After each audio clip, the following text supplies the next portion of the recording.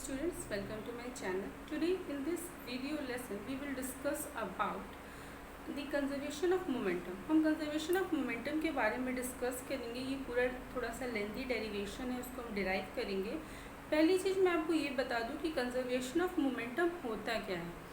अगर कोई भी एक्सटर्नल फोर्स अप्लाई नहीं हो रहा, ठीक है, कोई सिस्टम है, ठीक है, जिसमें कोई भी एक्सटर्नल फोर्स अप्लाई नहीं हो रहा, उस केस में total momentum before collision is equal to the total momentum after collision. Means जैसे मैं आपको डेरिवेशन के थ्रू समझाती हूँ, आपको ज़्यादा अच्छे से समझ में आएगा.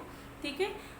सो कंडीशन मैंने क्या बोली है कि मोमेंटम जो है किसी भी बॉडी का, मैंने मोमेंटम ऑलरेडी वीडियो में डिस्कस कर लिया है. अगर आपको ना पता हो कि मोमेंटम क्या होता है तो प्लीज़ प्रीवियस वीडियोस देख लेना. ठीक है. तो मोमेंटम जो किसी भी बॉडी का मोमेंटम है, सपोज कोई बॉडी है, ठीक है, और वो बॉडी किसी दूसरी बॉडी से कोलाइड कर रही है. जब वो बॉडी कोलाइड करती है और कोई एक्सटर्नल फोर्स अप्लाई नहीं होता है उन दोनों बॉडीज़ में, तो उन दोनों बॉडीज़ का जो टोटल मोमेंटम कोलिजन के बिफोर होगा वही टोटल मोमेंटम आफ्टर कोलिजन भी होगा. ठीक है. So this is the conservation of momentum की मोमेंटम जो है वो कंजर्व रहता है, मोमेंटम चेंज नहीं होता. ठीक है. होपफुली आपको चीज़ें समझ में आई होगी. ठीक है. Let's just derive. अब इसी चीज़ को हम डिराइव करेंगे और एग्जाम में डेरिवेशन ही आता है. ठीक है. तो बहुत अच्छे से समझना है इसको. थोड़ा सा टाइम कंजर्व करने के लिए, टाइम बचाने के लिए मैंने स्टेटमेंट पहले से लिख दिया है, देख सकते हैं आप. Let us consider two objects. हम दो ऑब्जेक्ट्स को कंसीडर कर रहे हैं. That objects are A and B and masses m1 and m2. उन ऑब्जेक्ट्स का जो मास है वो m1 m2. सपोज मैंने एक ऑब्जेक्ट लिया, दिस ऑब्जेक्ट इज ए. ये ए ऑब्जेक्ट है, इसका मास है m1. It is moving with the velocity u1. ये u1 वेलोसिटी से मूव कर रहा है. सेकेंड ऑब्जेक्ट मैंने लिया, this object is b and its mass is m2 and it is moving with the velocity u2. ठीक है. ये दो ऑब्जेक्ट्स हमने कंसीडर किया. यही लिखा हुआ है स्टेटमेंट में कि we have consider two objects A and B. हमने A and B two objects consider किया है. दोनों का मास दिया है. ए ऑब्जेक्ट का मास m1, बी ऑब्जेक्ट का मास m2. ठीक है. अब ये जो ऑब्जेक्ट्स हैं ये एक स्ट्रेट लाइन में मूव कर रहे हैं. इनके ऊपर कोई भी एक्सटर्नल फोर्स नहीं अप्लाई हो रहा है, कोई भी एक्सटर्नल फोर्स अप्लाई नहीं हो रहा है. कंडीशन ये है if u1 is greater than u2, means ये जो ए ऑब्जेक्ट है इसकी जो वेलोसिटी है वो इस बी ऑब्जेक्ट से ज़्यादा है. Then the two objects will collide with each other. तब ये दोनों जो ऑब्जेक्ट हैं वो क्या करेंगे, एक दूसरे से कोलाइड करेंगे. ये जो ऑब्जेक्ट है इसकी वेलोसिटी इस वाले से ज़्यादा है, तो दोनों एक दूसरे से क्या करेंगे, कोलाइड करेंगे. ठीक है. इतनी चीज़ें समझ में आए. This condition is before collision. ये जो मैंने डायग्राम बनाया है this is for before collision. अभी कोलिजन हुआ नहीं है. अभी स्ट्रेट लाइन में दोनों बॉडीज विद डिफरेंट वेलोसिटीज से दोनों बॉडीज स्ट्रेट लाइन पाथ में, स्ट्रेट लाइन रोड पे वो मूव कर रही हैं. ठीक है. So this is the condition. अब ये आप पूरा नोट डाउन कर लो. ठीक है. इसके बाद हम डिराइव करेंगे अब. ओके. होपफुली आपने नोट कर लिया. ठीक है. सो बिफोर कोलिजन की मैंने आपको कंडीशन बता दी. ठीक है. अब देखिए बिफोर कोलिजन हो गया. अब हम ये कंसीडर करेंगे, कंडीशन हम और कंसीडर करेंगे कि जब मैंने क्या लिखा था, then both the bodies will collide. This is for before collision. आपको पूरा स्टेटमेंट लिख के ये फिगर ड्रॉ करना है. देन जब ये कोलाइड करेंगे, लास्ट में मैंने क्या लिखा था, if u1 is greater than u2 then both the bodies will collide. अब कोलाइड होगा तो क्या होगा, कोलिजन होता है तो क्या होगा, ये ए ऑब्जेक्ट है, ये बी ऑब्जेक्ट है. ये मत कहना कि मैम छोटा बड़ा कर दिया. ठीक है. वो फिगर बनाने में थोड़ा सा हो जाता है. This is A and this is B. अब ये क्या हो गया, ये दोनों कोलाइड कर गए हैं. ठीक है. कोलिजन हो गया. जब दोनों कोलाइड कर गए तो ये दोनों जो ऑब्जेक्ट हैं एक दूसरे पे फोर्स अप्लाई करेंगे. क्या अप्लाई करेंगे, फोर्स. ठीक है. ये दोनों ऑब्जेक्ट्स एक दूसरे पे फोर्स अप्लाई करेंगे. This is F A B and this is F B A. ठीक है. अब F A B F B A क्या होता है इसका मतलब मैं बताऊंगी. And this is during collision. जब कोलिजन हुआ उस कंडीशन में इस टाइप का कुछ सीन दिखेगा आपको कि दोनों ऑब्जेक्ट्स क्या कर रहे हैं, कोलाइड कर रहे हैं. कोलाइड करने के केस में दोनों ऑब्जेक्ट एक दूसरे पे फोर्स अप्लाई करेंगे. अब मैं आपको बताती हूँ एफ ए बी क्या होता है. एफ ए बी का मतलब है force exerted on A object by B. A object पे बी की वजह से जो फोर्स अप्लाई होगा that is F A B. ठीक है.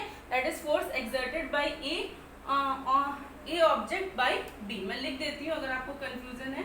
So F A B is equal to force exerted by A, ठीक है, sorry, force exerted on A पे फोर्स अप्लाई हो रहा है किसकी वजह से, बी। ए पे फोर्स अप्लाई होगा बी की वजह से एंड बी पे फोर्स अप्लाई होगा बाय ए की वजह से, फिर बी पे फोर्स भी अप्लाई होगा। ये मैं लिख इसलिए रही हूँ जिससे आपको सारी चीजें क्लियर हो, ठीक है। So this is FBA means same force exerted on B by A। FBA इस B पे जो फोर्स अप्लाई हो रहा है वो A की वजह, जब दोनों बॉडीज एक दूसरे से कोलाइड करेंगी उस कंडीशन में A बॉडी B पे फोर्स अप्लाई करेगी, B बॉडी A पे फोर्स अप्लाई करेगी। आप चाहो तो इसको F1 F2 भी मेंशन कर सकते हो, उससे कोई प्रॉब्लम नहीं है, ठीक है। ओके, ना ये समझ में आया, ये कोलिजन होगा तब, ये कोलिजन होने के टाइम की कंडीशन है। अब हम ये भी कंसीडर करेंगे, सपोज हम क्या सपोज कर रहे हैं, सपोज बोथ दी बॉडीज, ये हम ऐसा कंसीडर कर रहे हैं कि कोलिजन के बाद both bodies, both objects you can say, ठीक है, both objects move with velocities, move with velocities v1 and v2। हम ऐसा कंसीडर कर रहे हैं कि ये दोनों जो ऑब्जेक्ट हैं वो different velocity that is v1 and v2 से मूव करेंगे। Suppose two both objects move with velocities v1 and v2 respectively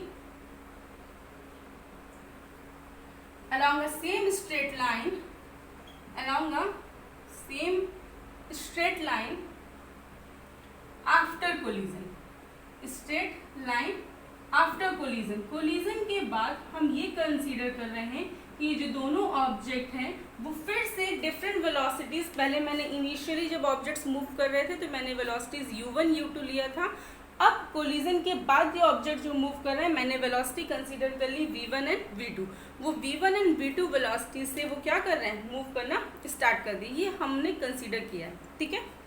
इतनी चीज़ें समझ में आई। हमने क्या लिया, हमने कंसीडर ये किया कि दो ऑब्जेक्ट्स हैं जो कि डिफरेंट वेलोसिटी से स्ट्रेट लाइन पाथ में मूव कर रहे हैं, ठीक है।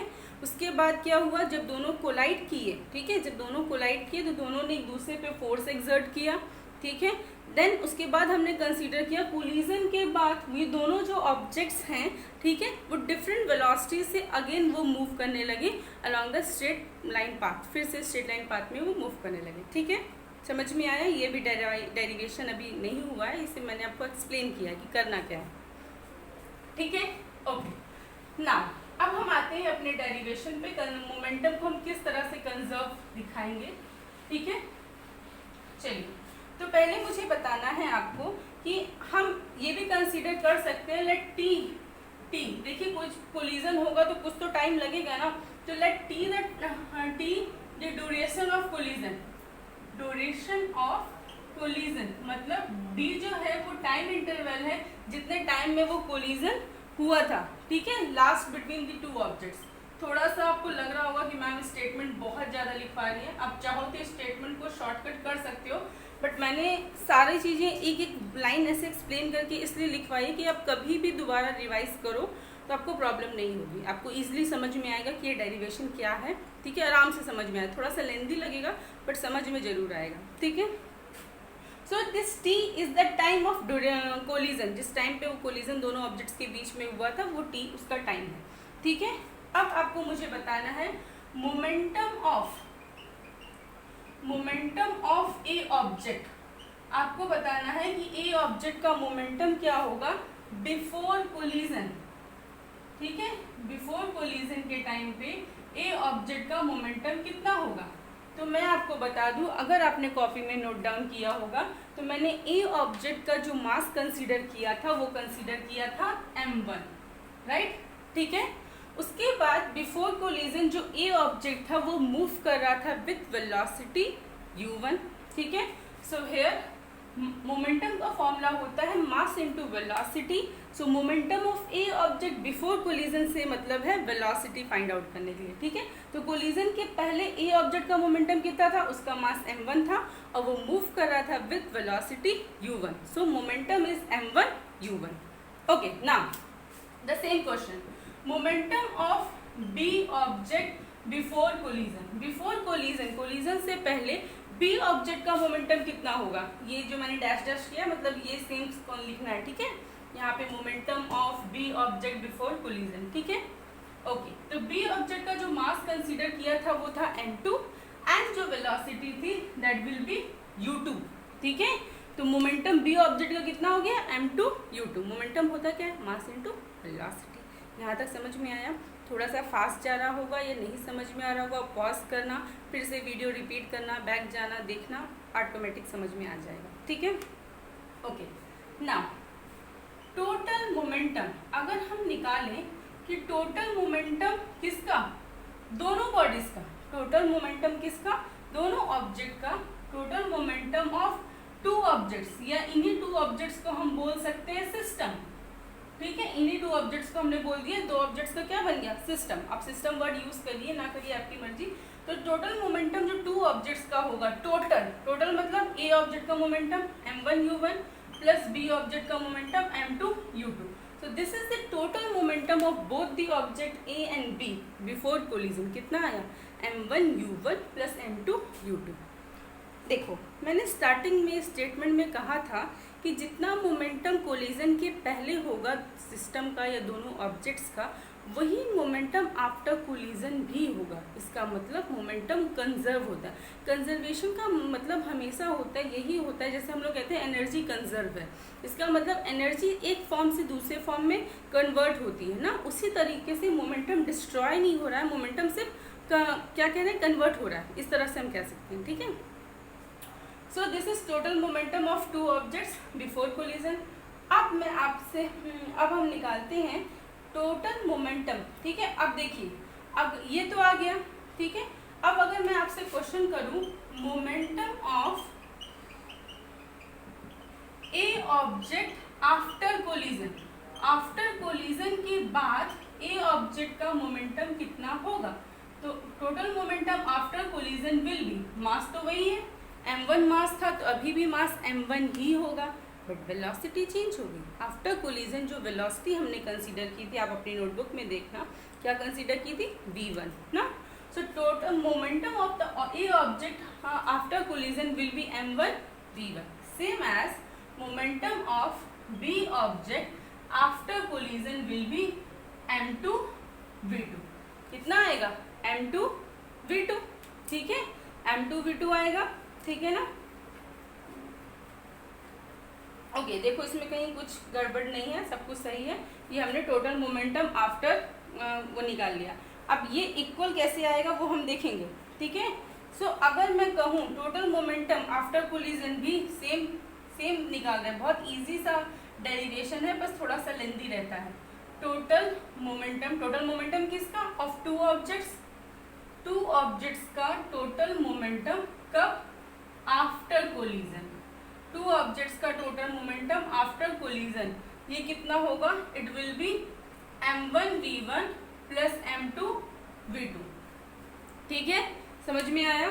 Total momentum before collision m1 u1 plus m2 u2 था, और total momentum after collision m1 v1 plus m2 v2। हमें यही दिखाना है कि ये दोनों इक्वल हैं, ठीक है। जब ये दोनों इक्वल आ जाएंगे तो हमारा मोमेंटम कंजर्व हो जाएगा। यहाँ तक समझ में आया, नोट कर लो, नहीं नोट कर पा रहे हो स्क्रीनशॉट ले लो, ठीक है। ओके, नाउ नेक्स्ट, अब मैं आपसे क्वेश्चन पूछती हूँ, चेंज इन मोमेंटम बताइए कि मोमेंटम में कितना चेंज आया। क्या पूछ रही हूँ, change in momentum of A object के मोमेंटम में कितना चेंज आया। तो मैं आपको बता दूं, कभी भी अगर आप चेंज निकाल रहे हो, चेंज इन मोमेंटम निकालो, चेंज इन वेलोसिटी निकालो, ठीक है। तो चेंज निकालने का मतलब होता है फाइनल माइनस इनिशियल, ठीक है। चेंज निकालना है तो final minus initial. Change in momentum means final momentum minus initial momentum. अब इनिशियल मोमेंटम क्या था ए ऑब्जेक्ट का, कोलिजन के पहले वाला, दैट इज m1 u1, ठीक है। और आफ्टर कोलिजन जो होगा that will be the final momentum of A object, that is m1 v1, ठीक है। सो हम कहेंगे change in momentum means A object का फाइनल मोमेंटम क्या था, m1 v1, और इनिशियल क्या था, m1 u1। तो change means final momentum minus initial momentum, that is m1 v1 minus m1 u1, ठीक है। अब अगर मैं इसी में एक टर्म और ऐड कर दूं, rate of change of momentum, बहुत इजी लैंग्वेज में एक एक लाइन समझा रही हूँ। Rate of change of momentum, तो rate of change of momentum का मतलब क्या होगा मैं आपको बता दूं। रेट का मतलब होता है विथ रिस्पेक्ट टू टाइम। आप अगर रेट पढ़ रहे हो तो rate will be with respect to time, that means change in momentum with respect to time. Momentum में चेंज कितना आया, m1 v1 minus m1 u1, पर किसी टाइम इंटरवल में आया होगा, सो वो टाइम हमने कंसीडर किया था t। तो rate of change of momentum means change in momentum with respect to time. ठीक है, ये किसका निकाला है हमने, ए ऑब्जेक्ट का। याद रखिएगा, this is rate of change of momentum of A object. चाहो तो यहाँ लिख दो, अगर आपको लग रहा है कि आप भूल जाओगे तो यहाँ पे मेंशन कर देना ऑफ ए ऑब्जेक्ट। ठीक है, क्लियर, इतनी चीजें समझ में आई। ओके ना, क्या हम सिमिलरली यहीं से सिमिलरली करके क्या मैं बी ऑब्जेक्ट का moment rate of change of momentum निकाल सकते हैं, निकाल सकते हैं बिल्कुल। Similarly rate of change of momentum of B object, B object की rate of change of momentum क्या होगा, यहाँ पे मास m1 है तो b का मास होगा m2, यहाँ पे वेलोसिटी v1 है तो b की वेलोसिटी कितनी थी v2 माइनस m2, क्योंकि b का मास m2 था और इनिशियली इसकी वेलोसिटी ut थी और टाइम t ही लग रहा है।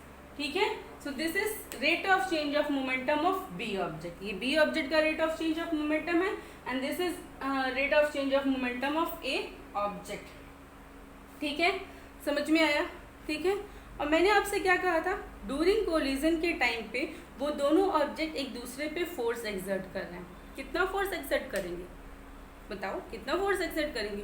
तो ये आपने समझा था by Newton second law. Newton second law हमें बताता है कि कोई भी ऑब्जेक्ट किसी दूसरे ऑब्जेक्ट पे कितना फोर्स अप्लाई करेगा। तो क्या होता है Newton second law, the rate of change of momentum is directly proportional to applied force. यही पढ़ा था ना, ठीक है। तो मैंने दो टर्म लिखा था आपको, FAB और FBA। क्या लिखा था, FAB और FBA, force exerted bye B on A। ठीक है, चलो हाँ देखो एकदम सही जा रहे हैं, थोड़ा सा और टाइम लगेगा। बाय लिख देती हूँ, बाय न्यूटन सेकेंड लॉ। किसकी हेल्प से ये हुआ है, by Newton second law. By Newton second law हमें पता है, क्या पता है, FAB। क्या पता है, F proportional to rate of change of momentum. तो FAB means force exerted on A by B। ठीक है, force exerted on A by B, m1 v1 minus m1 u1 by t। ठीक है, सही है।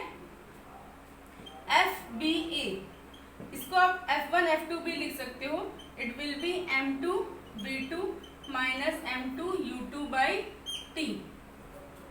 ठीक है, देख लो कोई दिक्कत। Force exerted on B by A, तो A कितना फोर्स एक्सर्ट करेगा B पे, उसके rate of change of momentum के डायरेक्टली प्रोपोर्शनल। आपको लग रहा होगा कि मैम आपने मोमेंटम तो B बॉडी का लिखा है और आप बोल रहे हो कि force exerted on B by A, तो A कितना फोर्स अप्लाई करेगा B पे, वो डायरेक्टली प्रोपोर्शनल होगा B के rate of change of momentum पे। ठीक है, कभी कभी कंफ्यूज हो जाते हैं बच्चे कि आप कह सकते हो कि मैम ये B का फोर्स है तो B का मोमेंटम लिखना है। नहीं बेटा, B का फोर्स है तो B का मोमेंटम नहीं लिखना है। A पे फोर्स लगा रहा है कौन, B, तो B कितना फोर्स लगाएगा वो इस बात पे डिपेंड करेगा कि A का rate of change of momentum कितना है। इस वजह से मैंने FAB में A का जो rate of change of momentum है वो लिखा है। ठीक है, समझ में आया। ओके, अब मैंने आपको न्यूटन्स थर्ड लॉ पढ़ाया था ना। क्या होता है Newton's third law, by Newton's third law हमें पता है, क्या पता है, that every action has equal and opposite reaction. हर एक्शन का इक्वल और अपोजिट रिएक्शन होता है, दैट इज FAB। आप चाहे FAB लिखो चाहे FBA लिखो, माइनस FBA।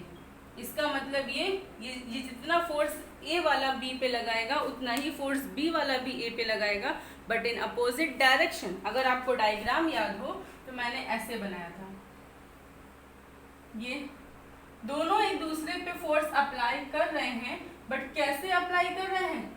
इन अपोजिट डायरेक्शन। तो फोर्स का मैग्नीट्यूड तो सेम होगा, बट डायरेक्शन कैसी होगी? अपोजिट। ठीक है, सॉरी, क्योंकि मेरा बोर्ड थोड़ा सा छोटा है तो मुझे बार बार रफ करना पड़ा है, इसीलिए मैं कह रही हूँ मैं जितनी बार लिख रही हूँ आप नोट कर लो अपनी नोटबुक में, तो आपको इजी होगा समझना एक साथ देखने में। ठीक है, ओके।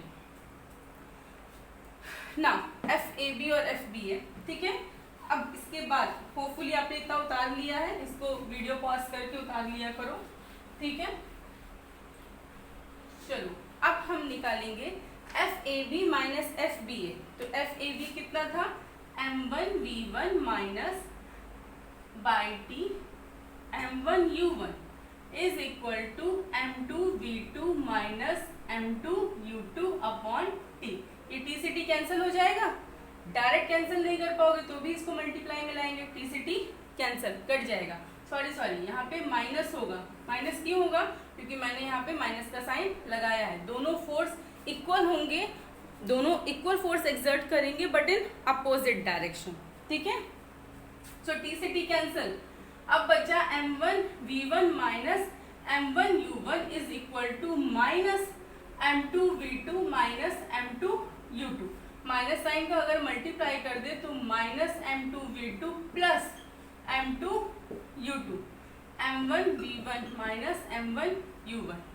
ठीक है, अब ये माइनस m1u1 है, इसको मैं इस साइड ला सकती हूँ, मतलब साइन चेंज कर दे तो m1v1 ये जो इक्वल के इस साइड पे जो नेगेटिव साइन में है, जब हम इस साइड लाएंगे तो साइन चेंज हो जाएगी, साइन हो जाएगी पॉजिटिव। नेगेटिव पॉजिटिव हो जाता है, पॉजिटिव नेगेटिव हो जाता है। तो ये नेगेटिव था m2v2, मैं इसको इस साइड लाई, साइड चेंज की मैंने, तो क्या हो गया m2v2 प्लस में सेम एज ये नेगेटिव है, इधर जाएगा पॉजिटिव, तो m1u1 प्लस m2u2। अब ये है क्या? अगर आप स्टार्टिंग में अपनी कॉपी पे नजर डालिए तो आपको पता चलेगा this is total momentum after collision. दोनों ऑब्जेक्ट का ये टोटल मोमेंटम है कब? After collision. यही लिखवाया था, देख लो एक बार कॉपी में, ठीक है। और this one is total momentum of both object, both system लिख लेना, ठीक है, चाहे तो सिस्टम लिख दो। टोटल मोमेंटम बिफोर कोलिजन, ये टोटल मोमेंटम है बिफोर कोलिजन, ठीक है। यही हमें प्रूफ करना था, this is total momentum of objects before collision. That means momentum क्या होता है? मोमेंटम कंजर्व होगा। टोटल मोमेंटम पहले कोलाइड करने के पहले जितना मोमेंटम था, कोलाइड करने के बाद भी उतना ही मोमेंटम है। दैट मीन्स जो मोमेंटम है वो क्या है? कंजर्व, ठीक है। यही हमें प्रूफ करना था, वो मैंने प्रूफ कर दिया, ठीक है। होपफुली आशा करती हूँ कि आपको समझ में आ गया होगा, ठीक है। बस लास्ट में लिख देना thus total momentum of both the system is equal to the total momentum, sorry, before the collision is equal to the total momentum after the collision, hence momentum is conserved, ठीक है। इसका मतलब जो momentum है वो क्या होगा? Conserve होगा, ठीक है। होपफुली आपको सारी चीज़ें समझ में आ गई होगी, ठीक है। सबसे पहले हमने एक बस थोड़ा सा एक ब्रीफ में शॉर्ट में समझा दूं। सबसे पहले हमने दो ऑब्जेक्ट्स कंसीडर किया था, दोनों ऑब्जेक्ट्स का मास m1 m2 था, ठीक है। कोलिजन के पहले दोनों ऑब्जेक्ट डिफरेंट वेलोसिटी से मूव कर रहे थे। जब दोनों कोलाइड किए तो दोनों एक दूसरे पे फोर्स अप्लाई कर रहे थे, वो फोर्स इक्वल था बट इन अपोजिट डायरेक्शन, ठीक है। फिर हमने कंसीडर किया कि कोलिजन के बाद वो दोनों ऑब्जेक्ट्स फिर से मूव करना स्टार्ट कर दिए विद डिफरेंट वेलोसिटी। बस हमें ये प्रूव करना था कि दोनों ऑब्जेक्ट्स का कोलिजन से पहले जितना मोमेंटम था, ठीक है, वही मोमेंटम कोलिजन के बाद भी होगा। मीन्स कोलिजन के पहले दोनों ऑब्जेक्ट्स का जितना मोमेंटम था, कोलिजन के बाद भी दोनों ऑब्जेक्ट्स का मोमेंटम उतना ही होगा, ठीक है। दोनों ऑब्जेक्ट्स का मीन्स दोनों ऑब्जेक्ट्स का साथ में, अलग अलग नहीं, दोनों सिस्टम का, ठीक है। तो ऐसा कब होगा? When there is no external force applied on both the system, sorry on the both objects. दोनों ऑब्जेक्ट्स पे अगर कोई एक्सटर्नल फोर्स अप्लाई नहीं होगा, ऐसी कंडीशन में ये पॉसिबल है, ठीक है। सो होपफुली आपको फिर से वही बात बोलूँगी कि आपको समझ में आ रहा होगा। नहीं समझ में आ रहा, you can ask in the comment section. Okay students, thank you. And अगर आपको समझ में आ गया होगा तो लाइक ज़रूर कर देना, ठीक है। Thank you.